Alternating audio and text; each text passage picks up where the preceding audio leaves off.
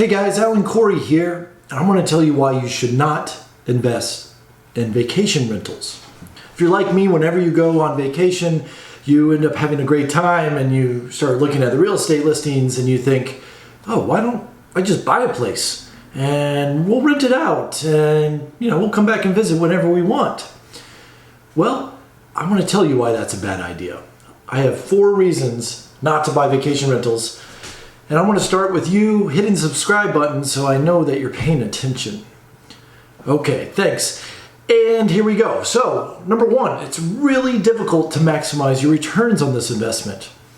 You're in this pickle where a vacation property is typically seasonal. It's got really high highs in terms of vacancies and what you can charge per week, and really low lows when there's just nobody around in the off season and you just try to rent it at a deep discount. There's nothing wrong with that. It averages out over the year. But when are you going to use it for vacation? Are you going to go during the high highs and take all that money that you could be earning at your peak season so that you could go on your own vacation at your own house? Or are you going to go in the off season and plan all your vacations in a town when everything's dead? You can't ski on your ski house, or it's too cold to get in the ocean. So you're in this constant conflict of either taking money out of your pocket by going in the peak season, or you're taking vacations at terrible times and not maximizing your enjoyment. So either way, you're not maximizing your investment on this property.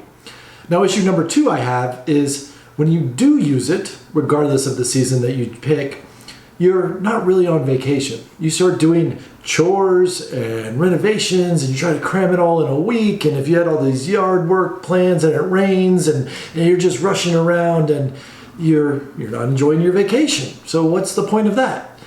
And then if you decide not to use it, which brings me to point number 3, and you choose to vacation elsewhere, well, then you feel guilty because you're like, I've got this great vacation home, or I've got this empty vacation home, but I'm going to go pay to go vacation somewhere else. And it just feels like you're paying twice for that vacation. Whether you are or not, you have those sunk cost feelings and you're not going to enjoy your other vacation. So that leads me to number 4 reason. So sure, buy a vacation that you never plan to use personally, and it might be better. However, vacation places are typically at a premium price going in. They can have really high property management costs, usually much higher in vacation rentals because it's by the week instead of by the month. And also, you're probably going to have higher insurance. You might be on the beach and have hurricanes or flooding, or you might be in the mountains that have forest fires or mudslides, things like that. So your insurance is always going to be much higher at these locations, which also leads to worrying. Well, when you're not even there, you're going to be checking the weather and checking the news to make sure that your property is okay.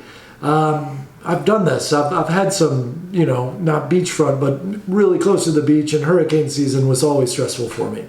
So my final advice is to instead take the money that you would have spent on here and spend it on another investment property, one that pays equal or maybe more in that extra money that you make off that property. Then you treat yourself to vacation anywhere in the world, and it'll be guilt-free and you don't have to worry when you're not there.